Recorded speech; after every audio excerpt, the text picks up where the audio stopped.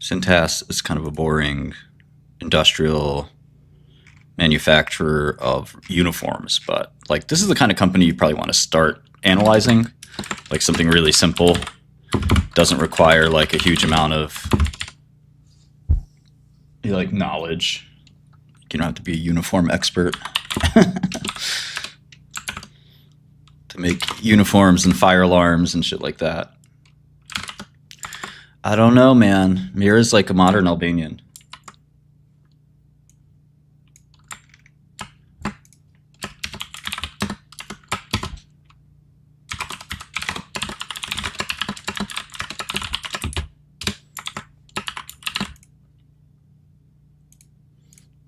I don't know. She doesn't seem like trad wife.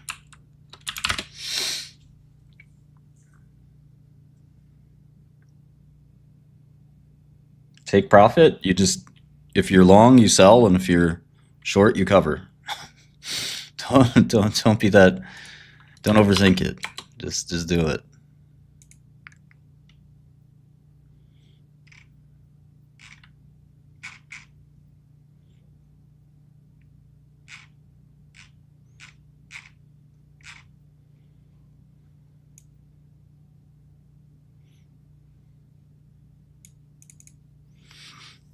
I don't know much about China, man. I'm sorry.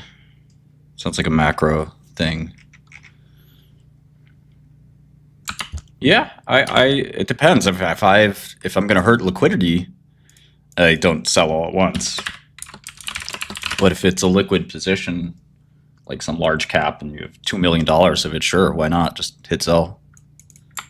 Well, it's the worst that could happen. Time to go find a new stock, you know what I mean? Too many people are addicted to one stock. It really hurts them. You don't work at these companies. They don't owe you anything. There's no loyalty reward in the stock market. If you hold your stock for a year, you don't get extra shares. Did they give you extra shares for being loyal? Did I know? Did you guys are in a different market than me? Who gets extra shares? You're in the extra share program?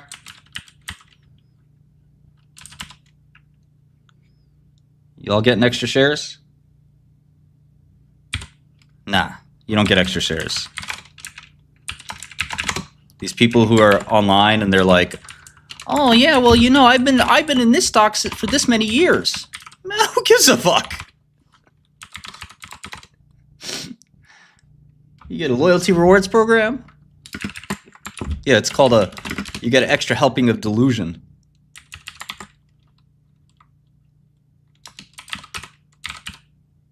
This is like, Cintas is like the greatest business ever. It's one of my favorite companies. I've studied these guys for a long time. I wanted to get into their business. It's so freaking good. This is a really good business to teach you the basics of finance. Maybe let me promote this little video here. Why not? Why not?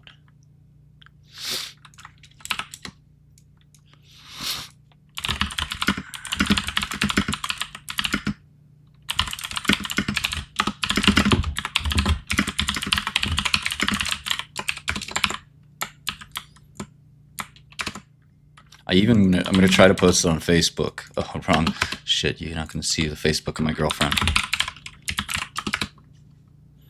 Or my ex. What's she up to? She looks pretty.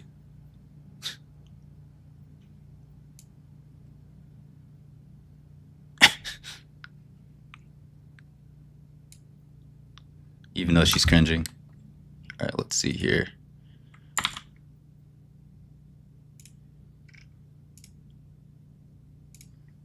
I don't know why I'm the neo-grunge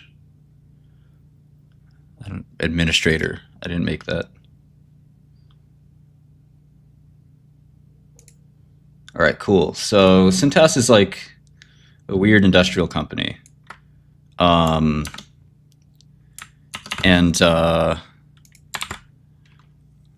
You know, it's a really, really, really interesting company because, again, it's super easy to understand. They make uniforms. So it's really, really simple. Corporate business wants a uniform. They go to Cintas, right? It's because they're not going to make their own uniforms, right? Who would want to do that? Like, these uniforms are, we're FedEx. We move packages. We're a logistics company, but we don't want to pay Cintas for all these uniforms. So we're just gonna go ahead and an incredible company. Yes, it's an incredible company. It can be an incredible company too, if I want, though. So in any event, yeah, I've been going to the dentist for the last like 2 weeks, and I'm gonna be going for the next 2 weeks. So wish me luck. I have implants. Three implants coming. Okay. So anyway, so this is the 10Q for the period ended August 31st, 2024, which is not the standard calendar quarter. So this is for June, July, and August, which is a little weird because typically it's usually July, August, September. So it's a bit of a weird quarter. But regardless, they sold $2.5 billion of product that quarter, and it cost them $1.2 billion to make. So they had what's called gross profit of $1.2 billion, which is around half of revenue. So it's 50% gross margin, or gross profit percentage, or gross margin percentage, however you want to phrase it. There's a lot of different ways to phrase it. A lot of people don't understand margin. Some people call it markup. That's not what professionals do. So they would say the markup is 2x. You would hear that sometimes. That is not the way professionals talk. So this is a 50% margin. So 2.5 in revenue, which is 10 annually, right? 10 billion. So it's a big company. And 50% gross margin. And then you have the cost to run the business, which is SG&A. And that's only 700 million. So the profit left over is around 600, but it doesn't stop here. We do have interest. And once we add in the interest, we have something called pre-tax. And then once we add in taxes, we finally have net income.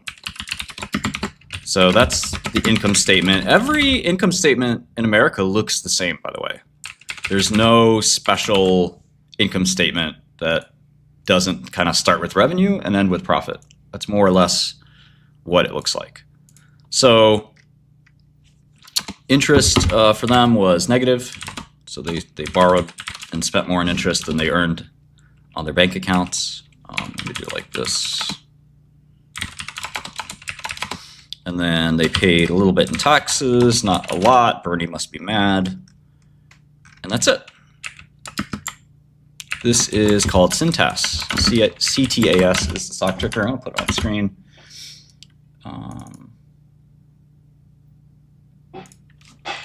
There you go.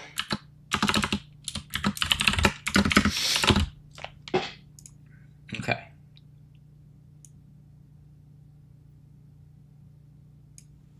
Cool. So I like this company a lot, not only because it's an amazing company, but it also is a really good tool to instruct with because it's not very complicated. And like I said, if you're a major business that needs 10,000 uniforms, you're not going to make your own uniforms. No company in their right mind, even a small business, is going to make their own uniforms. So they have to go to Cintas. And there's other companies, of course, that can make uniforms. But at the end of the day, if you want them professionally done, and it's not a crazy margin, they're only charging double what it costs to make. So it's not like they're making a fortune. Cintas is like the reliable company that gets a lot of business. So let's look at the balance sheet. The balance sheet is one of the other three financial statements. There's three total, a holy trinity. We just did the income statement for one quarter. We actually didn't do last year, so let's plug those in real quick.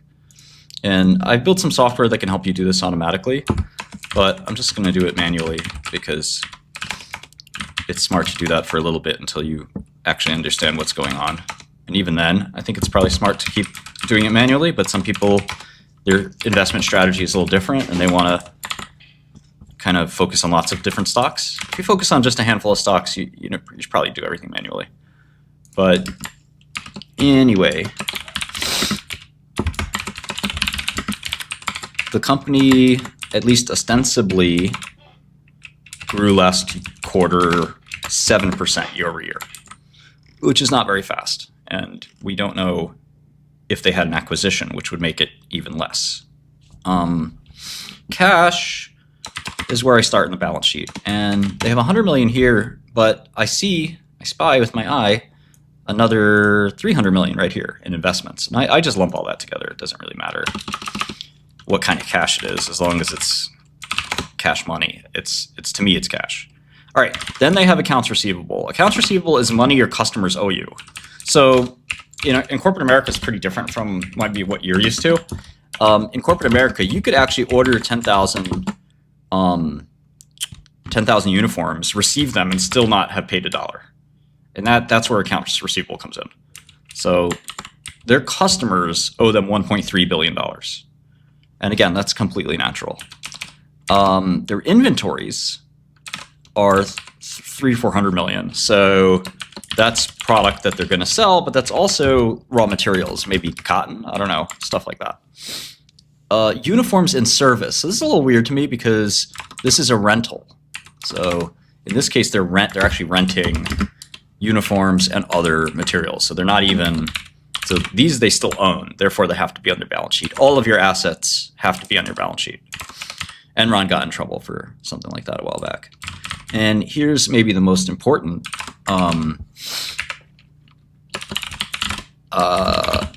asset of all, which is your hard assets. So this is property, plant, and equipment. So this is defined as, and sometimes it's called capital. It's maybe the most important line in the balance sheet in a lot of ways. This is basically the amount of equipment, property, plant, and equipment you have after depreciation. So this is any asset that you have that won't be consumed in 1 year. So this is something like even a computer that's going to be last 3 years goes into here. But more often, if it's a lot of money, it's some kind of property or plant, some kind of equipment. All right, goodwill is something I suggest people ignore, just because it's an accounting thing that doesn't really make much of a difference until you learn a little bit more about accounting. And even then, you'll be underwhelmed by what it means. It's kind of just a sort of a fictitious number. Just give me a minute.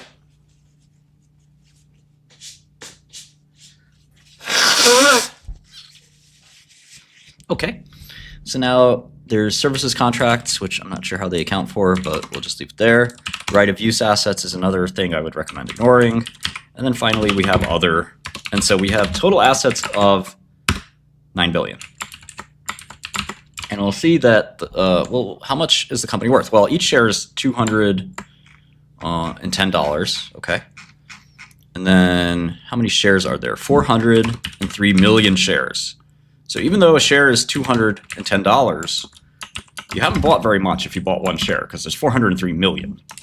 So there's a lot of shares. And in fact, the whole company, if you bought each share for 210, ignoring the fact that the stock would probably go up as you start buying it, but ignoring that, the company would be worth $85 billion if you bought all the shares at 210.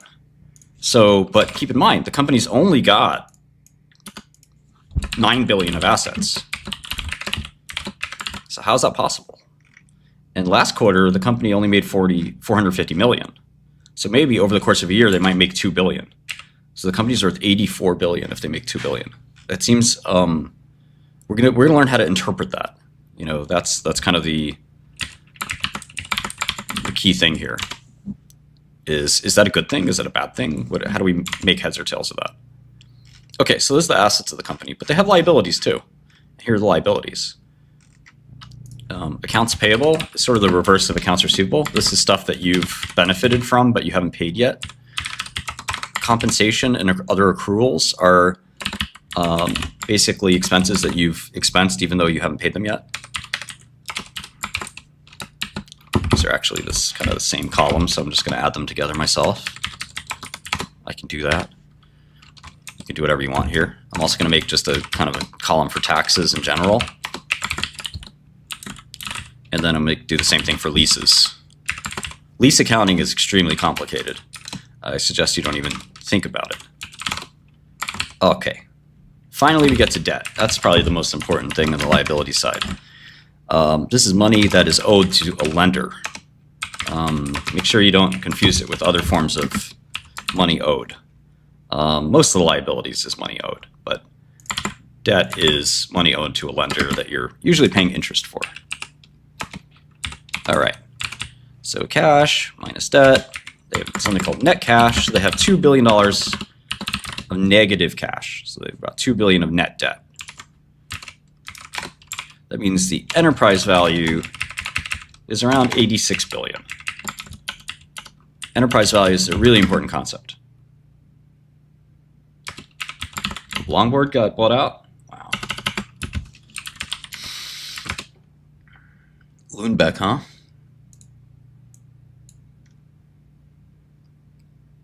Wow. This was the for a 5HT? Oh man, that's ridiculous.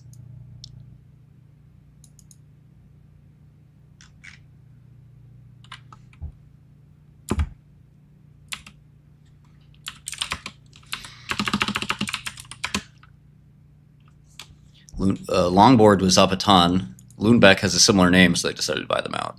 Longboard, Lundbeck, we can't have two of those around. Let's just buy them out. Yeah, Cintas is one of the great American companies.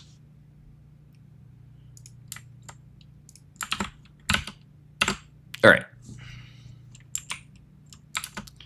EV market and market cap are very much getting at the same thing, but we look at enterprise value because we're trying to offset the kind of impact of cash.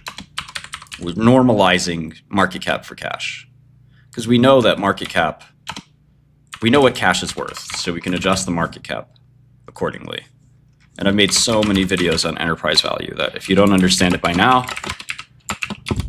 I don't want to explain it over and over and over and over again because it gets kind of boring. All right, but yeah, if you don't understand what enterprise value is, please do. For the thing for Cintas is 85 billion and 87 billion are pretty similar. So enterprise value and market cap are so close that it's not going to matter. EV is the preferred measure, but market cap's easier to understand. And cash and debt are just valued at the dollar amount for each. So you can just basically say, well, I'm paying 87 billion for Cintas because even though it's 85 billion for all the shares, I'm not getting much cash and I have to pay off more debt. So it's really 87. So you're just adjusting. And it can be a little bit tricky to get used to that idea. Some people get it right away, other people don't. And so now we come to the last of the three financial statements. We got the Father, the Son, the Holy Spirit, the balance sheet, income statement, and cash flow statement. So the cash flow statement just recasts the income statement. So here's the income statement. And the income statement said that, at least according to us, but also according to them, because we make our own personal adjustments. But in this case, we didn't do any adjusting because Cintas is actually a really simple company. The company made around 500 million. So how are we trying to figure out another way to look at this? Because this includes a bunch of accounting stuff, and we really just want to know how much money did we make, and that's what the cash flow statement tells us. And we adjust for all kinds of things. And the spoiler alert for this company is, at least for this quarter, they're basically the same amount. But a lot of times you'll have cash flow a lot bigger than net income, and sometimes you'll have net income a lot bigger than cash flow. And you kind of have to understand why that's happening, I think, in my opinion, to really understand business. And these videos won't just help you become a better investor. I think they'll also just help you become a better business person, which is probably more important in a lot of ways. So the cash flow statement basically reconciles all these little adjustments. And after reconciling all these adjustments, we can see the cash flow number actually didn't change very much. It went from 450 million to 460 million. Not much, or 470. So this is after we adjust depreciation. This is after we adjust this amortization, stock-based compensation, deferred taxes, and all the other working capital adjustments. But there's another thing called capital expenditures. We sometimes just call it CapEx. And here, Cintas spent a bunch of money upgrading their plants and property. And there's something called free cash flow, which is basically cash flow from operations plus CapEx. And now we're at 374. So net income is actually quite a bit higher than free cash flow. And this is just one quarter, so it doesn't matter that much, but it's something to keep in mind. They also made some investments, some acquisitions, other things like that. We just have to keep all that in mind.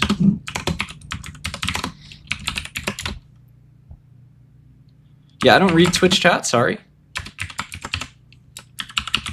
If that's a problem, I would suggest you submit some kind of complaint, which I will take and throw in the garbage can. All right, let's get back to this. So financing, 166 minus 231.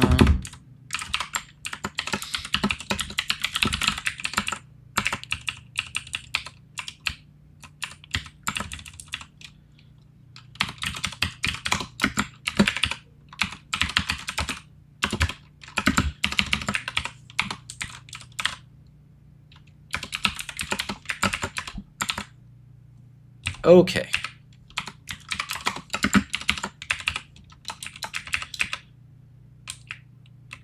So we can see that the company's cash went down over the course of this quarter, which is fine. They're a huge company, so the cash going down 241 million is not a big deal to them. And I call that change in cash. This was FX, financing, buyback, and other. Okay, so we sort of completed one full quarter here. And we just have to complete more and more quarters, which is, you know, a little laborious. And again, you can use this tool that I created so that you can do that a little more quickly. Just checking in on some of my other stocks. Ooh, Sava is up a ton.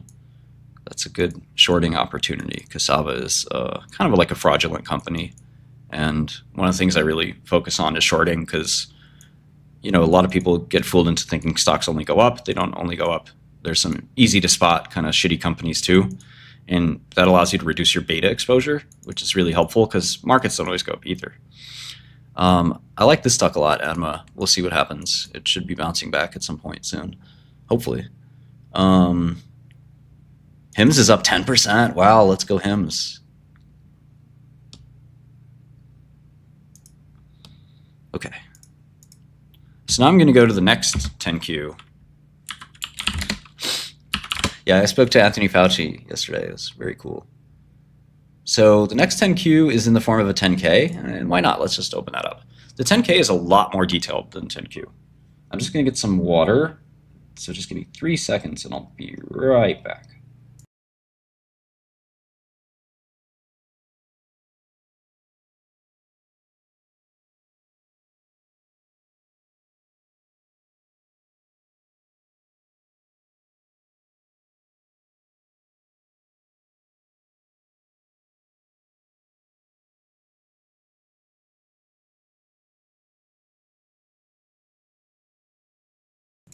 Sorry about that. Okay, so the 10K for Cintas is going to have all of the details for the company. It's much more detailed than the 10Q. And so if you pull up the 10Q or 10K on Godel, it's a lot faster, in my opinion, than pulling it up on the SEC website.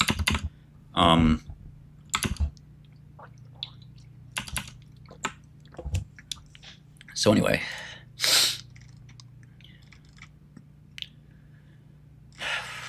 there's a ton of details about the company.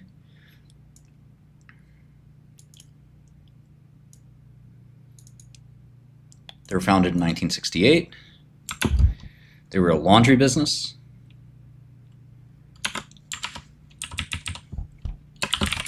So it sort of goes to show you the American dream, right? Your family has a little laundry business, and you turn into one of the biggest companies ever.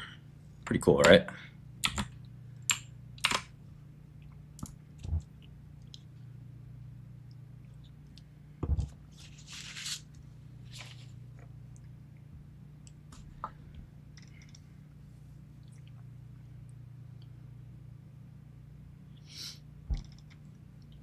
We'll talk about that Netro maybe.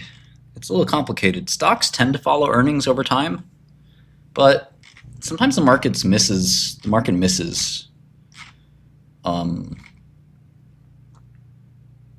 kind of the value of a company. So if there's one section you can skip in a 10K, there really aren't any, but you can kind of skip the risk factor section if you had to skip one section. I don't recommend skipping it, but it is something you can skip if you have to skip something.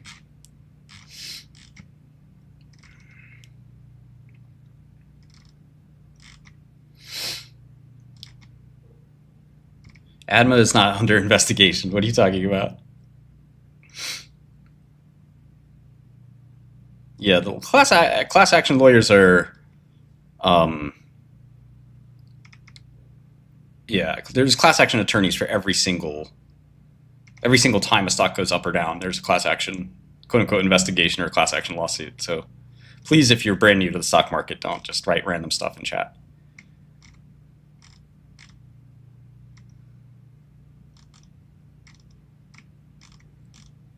Or I'm going to put you under investigation. My law firm has decided to investigate you.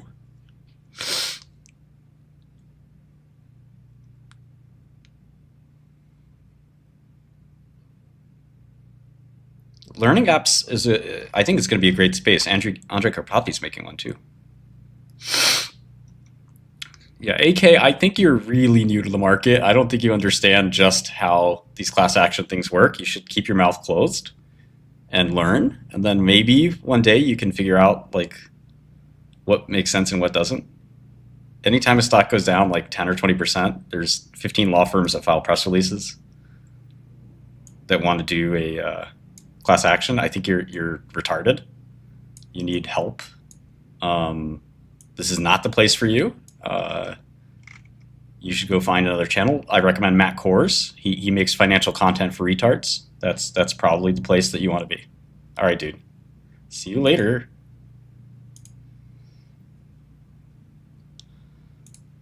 You'll figure it out in a few years. Don't worry.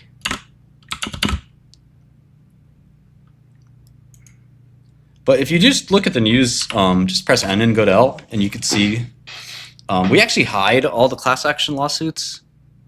So if you turn off only company news, I think you can see them. And basically, let's see. You'll see like, oh, here we go. No, almost. Pick any stock that's gone down. I don't know. Let's pick what stock's gone down recently. I don't know. Anytime a stock goes down at all, there's so-and-so investigates for class action. This is all the news of the world scrolling down at your fingertips. I'm not sure Tesla has the...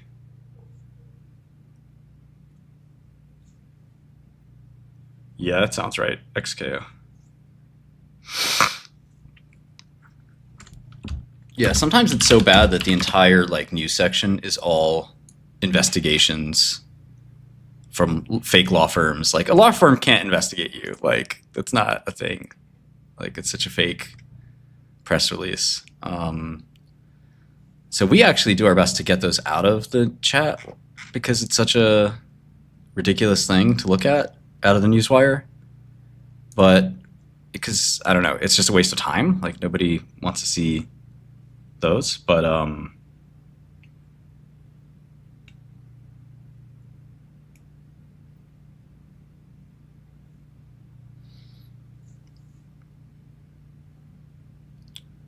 yeah, you know who the worst is? This there's two big firms that do it, Levi and Korinsky. I pray that like I don't know, these guys go out of business somehow, but these guys will file.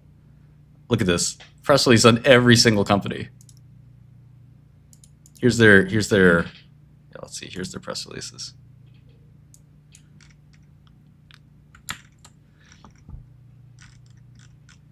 Every day new. Oh wait, no, these aren't even their press releases. This is their news.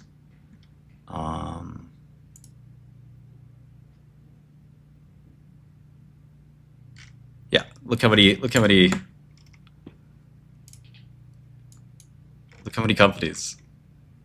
Stellantis, Dexcom. These are like all big companies too. ST Micro, Sage, Verve, Starbucks. Oh no, Levi and Korsinski is going to take down Starbucks. Whatever were we going to do? Oh no, they're going after UPS. How are we going to deliver our packages again? Elanco Animal Health. What's going to happen? They're going to stop us from getting our animal drugs. Levi and Korsinski is going to take over all of these companies. They got like 8 people. It's over. And these guys are the bosses. Look at these guys. These two guys are going to end your business. God forbid. There's another one, Faruqi and Faruqi. These guys are even meaner. They're like gangs. You think they're married?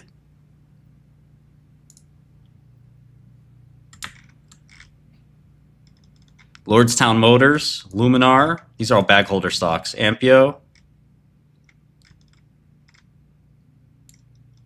Splunk, Revance, Peloton. Oh man, they're gonna ruin Peloton. It's over. Just return your just return your Peloton. This guy owns your Peloton now, unfortunately. And they're even bigger. Look at that. Yeah, like 20, 30 people here. Just taking over corporate America, one by one. All right. Anyway, if you think the class action thing matters, then this is not the channel for you. You need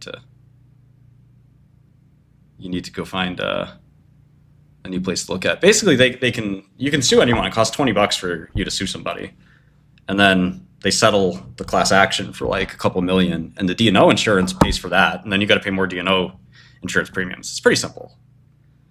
But somebody who's brand new doesn't understand that. They should be asking questions instead of asserting quote unquote facts. If you're new to something, just ask. You don't have to act like you know something if you don't. I've been in the legal world, yes, for a long time. I've sued and been sued many times. If you've never been sued, you're probably not trying hard enough, but it's better to not be sued. I mean, that I can tell you for sure. You don't want to deal with litigation. It's expensive and annoying.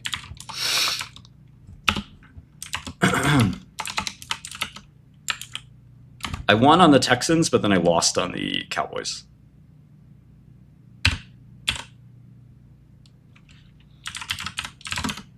Anyway, these are the 10K has the annual statements. So the annual statements will give you the full 12 months.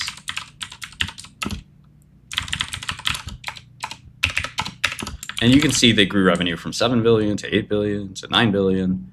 So pretty good.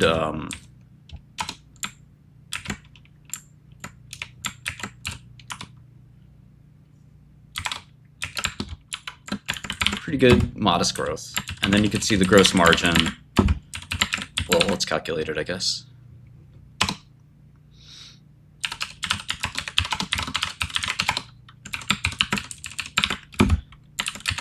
Is it actually low? And then it wrong number. There we go. Okay.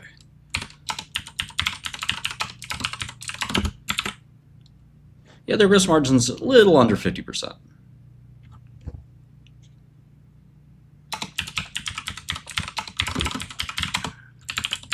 Okay, so 46, 47, 49.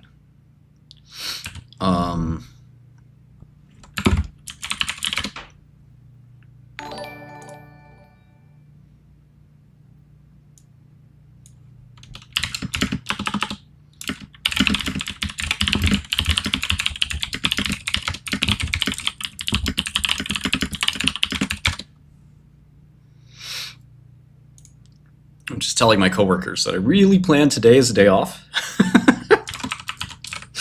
Columbus Day is very important to me. And unfortunately, all meetings are postponed to tomorrow.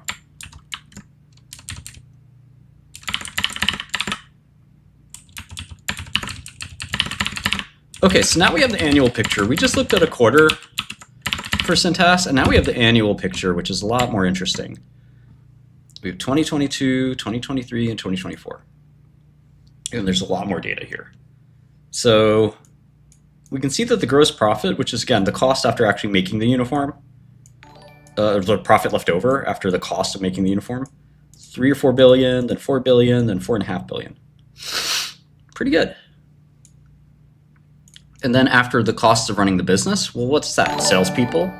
That's salespeople. That's lawyers. That's accountants. That's all kinds of folks like that. marketing plans, advertising, you name it, everything else other than the cost of the actual business, you have profits left over of around 1.5 billion, then 1.8 billion, then 2.1 billion. So profits going up, cool, but we still haven't factored in interest. So this company pays interest on its bonds, as you must. If you're going to issue bonds, you're going to pay interest on them. So they lose a little money there. They also make a little bit money on the cash that they own, but they don't make too much on that apparently.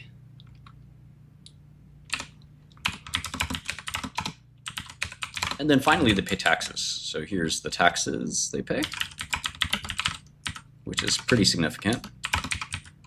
And they're left with 1.2, then 1.3, then 1.6 in earnings. Okay, so that's their earnings. So why is that company worth $87 billion? That seems like a lot for, let's say last year, they made 1.6 billion. So how many years would it take for you to get your money back? 54 years. Does that make sense? If I started a business and then I said, I want to sell you the business, and you say, cool, well, how much money does the company make? And I tell you how much. And then you divide by my asking price and you say, it's going to take me 54 years to get my money back? I say, well, not really, actually, because earnings are going up. Well, how much are earnings going up? Well, let's take a look.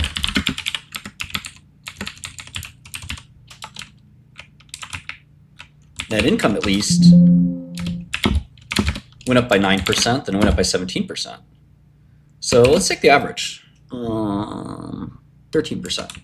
If income goes up by 13% every year, how long will it be till we make 80 billion back? Well, let's count. It's for sale right now in the stock market at 87 billion.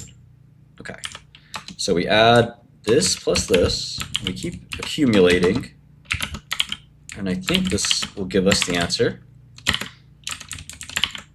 All right, so it looks like around right here, it looks like 16 years. Yeah, 16 years before we make our money back. Does that make sense? Could you find something cheaper or something better? I don't know. That's the art of finance. We actually don't know how many years it'll take because we're guessing. We're guessing as to what's going to happen in the future. And that's what's called forecasting. So we don't actually know how many years it'll take.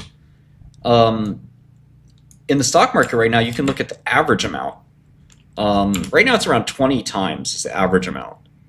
So 56 times current year earnings or next year's earnings is, kind of a lot. But let's look at the cash flow statement too, because that's rather important. And nice thing here is we can look at it kind of all at once. And we can see that maybe they made a little more cash flow than income.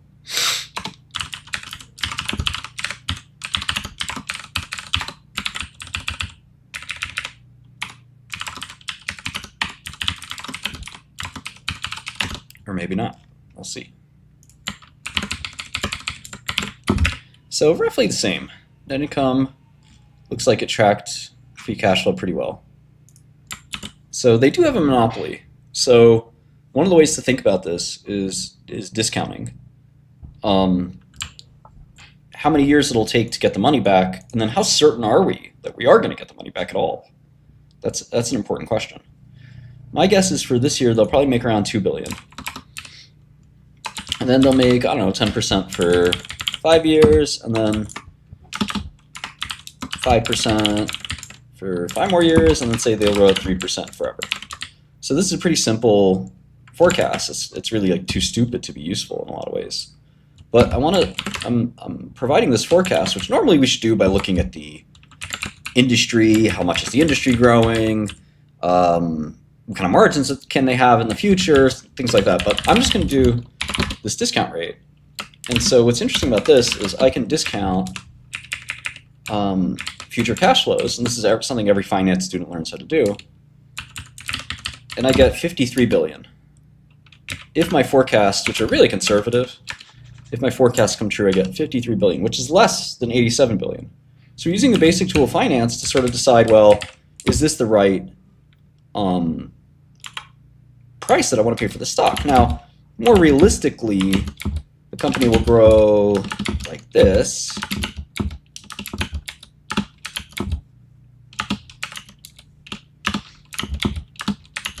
It's a really well-run company, and it's probably going to grow in a pretty healthy amount for a long time to come.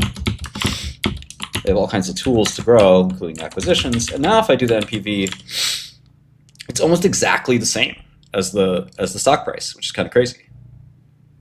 And now if I change the discount rate, in forecasting, unfortunately we kind of have to make assumptions. But if I change the discount rate, say to 7,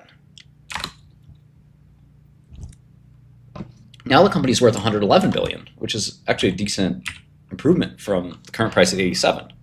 With that kind of discount rate, maybe you want to buy the stock. But at 6% discount rate, you're looking at, an unbelievable opportunity, right? It's almost like a double. At a 5% discount rate, it's really a great long. But the question is, what do these discount rates mean? You're basically saying that I'm counting this year of net income of 2.3 billion. I'm only discounting that by 5% 2 times. So I'm treating this like I already have 2.1 billion.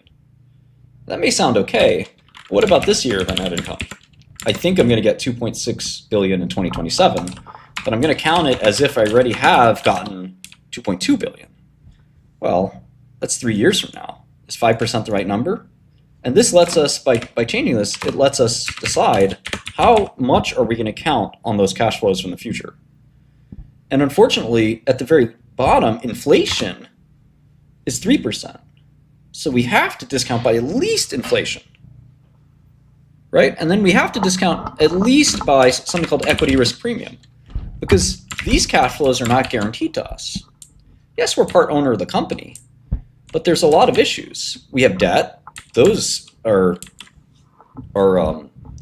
those cash flows, for example, are guaranteed to the bondholders by law. Our cash flows are not really guaranteed to us until we pay the bondholders. So a lot of people say there's an equity risk premium, and that's like 3 or 4%. Then we have a risk related to just this company. And even though Cintas is a really great company, well, they only really do uniforms. So at the end of the day, it's not like they have a really diversified business where like they're doing 100 different things. They make uniforms, and the uniform business could not go great. Something could change in the uniform industry. Maybe robots take over for workers that need uniforms, and now all of a sudden the need for uniforms is going to decline. And when we're going to tell our kids, back in the day, there used to be something called a uniform, the kids are going to be like, wow, that's crazy. Everyone at Best Buy wore the same thing. And that's something that, who knows, maybe that'll be the future and we won't need uniforms. So the risk to the company is probably higher than your average diversified company. So that's something to sort of think about. So as we forecast, we try to, get a sense for kind of the value of the business. And we don't look at the model, the spreadsheets we make, as like determinative of anything. Like anybody can pump some numbers into these things and try to decide what the company's worth. That's not really maybe the best way to do it. I know some beginning value investors think of it this way, and I think that that's not really the goal that I have. The goal is I want to really understand the company and then try to make some assumptions and thoughts that are unique. I love the new updates to Godel. You now have the Pakistan Press International newswire. I think it's a critical addition.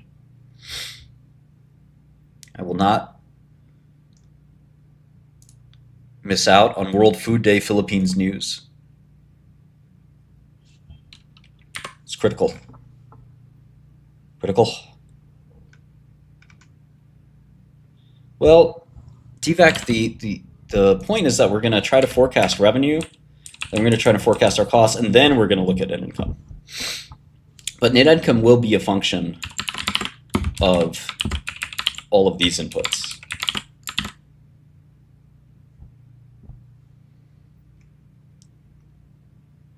Pakistan press is on fire right now. Oh, we got the Xinhua news agency from China. China and Russian defense ministers are holding talks in Beijing. I'm going to trade oil off that. I love Godel. The Oslo Bourse is telling you that note holders have a notice. Watch out if you own debt in the Oslo Bourse. Criminals set new tariffs? This is about Mexican cartels, Cartel Newswire. Yeah, so our Newswire is just hugely upgraded. So I'm really proud of that. No, I didn't read Steele's other book. That looks like a good read. Hood 1 Trillion? The Hood 1 Trillion? That sounds like a great username, to be honest. Oh, okay. Law student arrested in operation against health insurance fraud. This is in Brazil. Wow. Yeah, so ask yourself if your current financial software gives you a real news feed where the news is scrolling by every second. If you don't have that, you should sign up for Godel.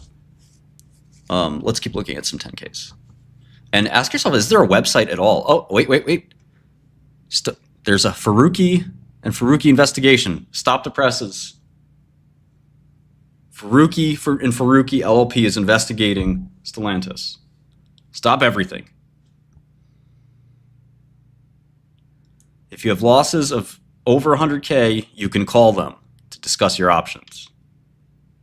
It's over, Stellantis. Daimler, Chrysler, it's over. You're going to be owned by Faruqi and Faruqi LLP. Look at that logo. F&F, baby. All right, anyway. No, I think Palantir's like gotten it's a great company. It's just like stock market can kind of have a mind of its own, and so that stock's gone up a lot. So I don't know.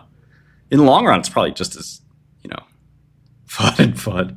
It's a good investment, but in the super long run, I'm not. You'll probably make a lot of money, but I don't know. Like, there's other stocks. Everyone cares about Palantir. It's like it's a meme. Like, you can focus on other stocks too, Yeah,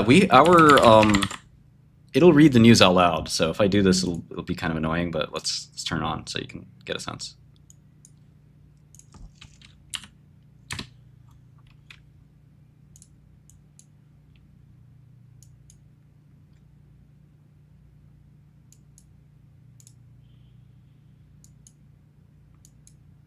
Of course, the second I open it, there's a lull in the news. Oh, you know what I do? You have to change the setting to only company news. Turn that off. Universal pension scheme to continue unchanged. Finance Ministry, United News of Bangladesh. Bangladesh, critical. Bangladesh Bank raises commemorative gold coin prices by TK10, 0. Euro, 0, United News of Bangladesh. I got a trade on that. North Korea threatens to open fire on the border. They do that sometimes. They do be doing that. RDDD, C2,425,109,746. Co-lane with tiles from Ab Rashid Sheikh to Mod Jabbar Sheikh at Sheikhpura, Kisragam Block, Kakapura. 2 bogus agents link. Baristas of Temuco threw flares and booming bombs on the field at the game with Ricolta. Watch the moment. So if you turn on all global news on Bloomberg, it's pretty annoying as well. The Paris Motor Show focuses on electric mobility at more affordable prices.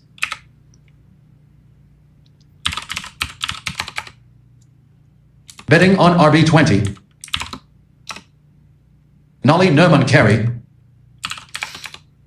Functional Beach holds special edition in support of the Pink October campaign. EOE technical expert to undertake a comprehensive assessment of the regulatory arrangement for the stock market in Jamaica. WhatsApp Business increases business sales by 30%. A guide to design a strategy. Field hockey. RDDD C2,425,101,566. Const of Link Road from Graveyard Bajendar to House of Farouk Ahmad Paswal, Phase I, Carmila Trail. Repair and maintenance work at Singapore, Nagar Municipal Primary School. Crocs launches pet Crocs for dogs. Damn, that's pretty cool. The final figures that explain Real Madrid's dismal start to the season. Israeli attack on Gaza school leaves more than 24 people dead. Whoa, whoa, whoa, whoa. Jerry Seinfeld is the voice for that. We're not putting that news out there, Jerry. Gotta censor that. Stop that. Turn it off. Turn it off.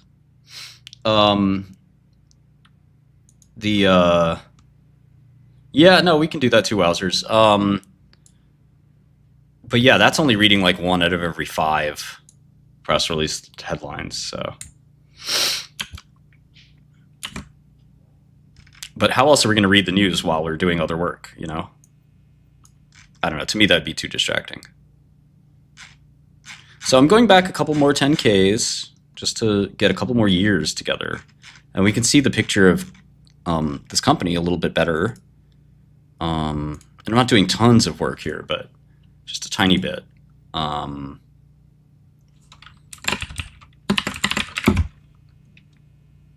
We can see they had kind of a slow year in 2021. Revenue barely went up at all. So that's kind of something that's a bit of a warning. That can happen to Cintas. It does happen sometimes.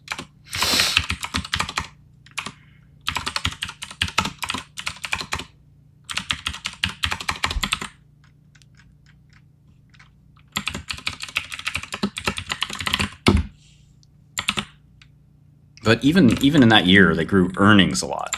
So the revenue didn't grow much, but earnings grew a lot. That can happen. Typically, revenue growth is required for earnings growth, but that is something to think about.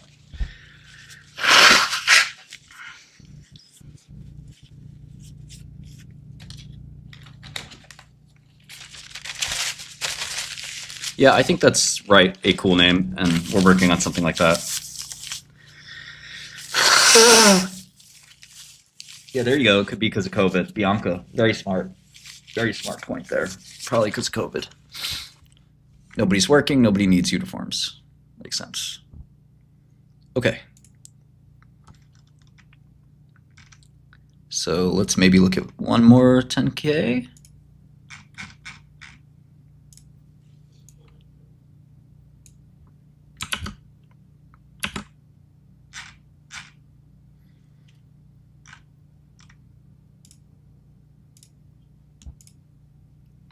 We got 2 more years on this one.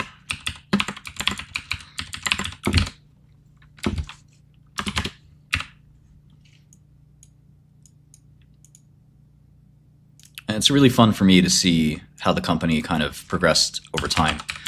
If you find that kind of stuff to be fun, stock market's for you. If you think it's boring, probably need a new hobby or a new job.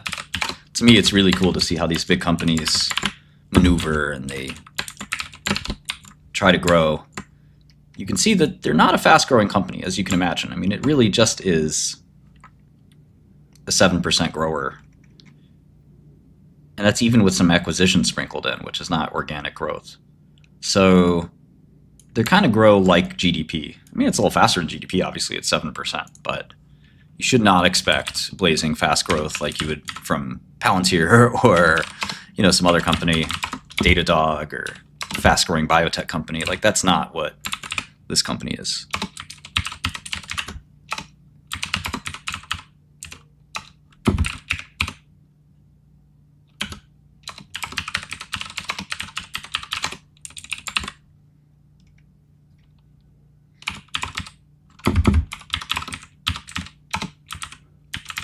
And they sell things other than uniforms, by the way. Uniforms are on half their business. So they do sell smoke detectors and like mats and like stuff for like any business, like office building, basically. That's kind of where they expanded their business into. Okay. And again, you can see earnings kind of growing fairly rapidly. at least more rapidly than revenue. So earnings grow 12% on average, revenue is growing 7% on average. But earnings is what we keep as shareholders, right? So 12% a year is really good. Think about a bond. Does a bond grow its coupon? No, it's the same coupon every year. When you buy a bond, when you buy a $1,000 bond, you might get $50. It's 20 times earnings, if you think about it that way, right? So let's compare a bond to Cintas. And there's the bond market's bigger than the stock market. So a bond is $1,000, coupon's 50. And so if you think about it, you can think about it as yield. This is the yield, right? 5%. I think there's a chance, Matt, that Cassava postpones results. Yeah, there's always a chance. But you can also think of it as earnings ratio. This is how many times I need to get this coupon before I get my money back. Now, of course, in a bond, you also get your principal back. But it's still worth thinking about that. And so for this company, Cintas, it's 84, 560. I think we said 2,000 is our coupon. This is our net income, our earnings. So we can do the same exact ratios here. And you can see that Cintas is yielding much less. But the earnings are going to grow. These are growing 12% a year. So eventually your yield will actually catch up. Now, bonds are a little more certain, as is being pointed out. That's right. Bonds have like almost, well, they have basically a legal claim on the cash flow. But this is the whole idea, is that this coupon is never going to change, right? This 5% bond, 30, 40, 50 years from now, wherever maturity is, it's still going to be the same. But here, this is going to change. I don't have ADHD, Kevin, and I don't know how to help you. You should see your medical doctor. So after enough compounding, you can see that the yield right here, after, how many years is this? This is year 1.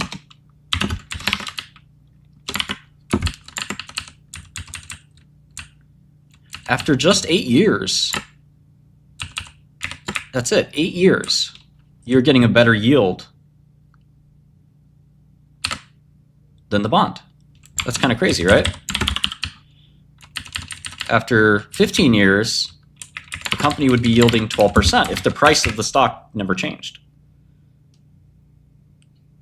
So really, really crazy kind of finding here is that with compounding earnings, make bonds look quite boring. Again, bonds have certainty. Cintas could be bankrupt by then. We don't know. The company's been around a long time. It seems really well managed, but nothing's stopping them from doing something crazy. When you own a bond, you know, you can go sue the company and you can go repossess your assets. Like, you know, you can stop the company from doing something crazy. You have rights that a stockholder just doesn't have. But again, for at least these 7 years, they grew every year. Bonds are really traded mostly by professionals, but you can trade them on Interactive. And if you leverage, you can trade bonds and make them very exciting with leverage. So